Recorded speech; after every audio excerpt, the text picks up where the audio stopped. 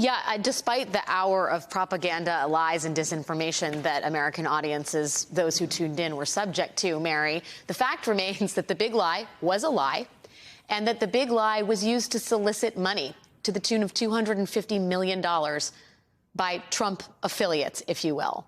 Jack Smith may be looking at that action to basically grift the American public with the big lie as evidence of wire fraud. And I wonder how exposed you think President Trump is, given the fact that he is out there minutes ago, again, talking about the big lie that he used to fundraise. Right. You know, this is a new part of the investigation that we just learned about, I guess, a few weeks ago. And as you said at the top of the hour, Alex, this is sort of wire fraud is the bread and butter of a federal prosecutor. And the investigation that Jack Smith is doing does look, very similar to what we've just seen charges brought against George Santos for. In record time, I'll say. I mean, that investigation began, I think, right after the election, and already we have an indictment with 13 charges against George Santos.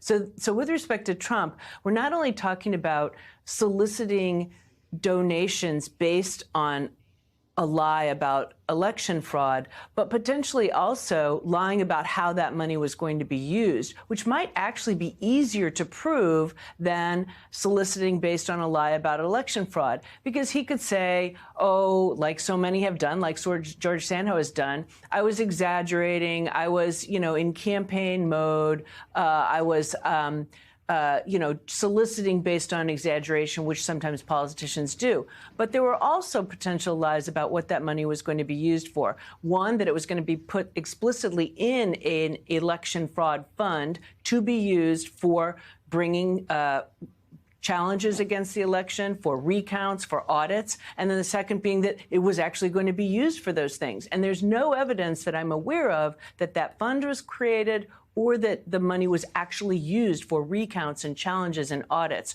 So there's a number of bases where the fraud might have occurred that could be the basis for wire fraud. Connecting it to Trump will depend on, of course, what he knew about that scheme to solicit these contributions. Do you think that helps explain his willful denial of reality, that multiple investigations, some, from his own officials, reveal the 2020 election to be free of fraud? I mean, do you think that is potentially why he keeps, beyond the ego, beyond the sort of political expediency of insisting he's not a loser, do you think there's a legal aspect to all of this? He is trying to basically CYA?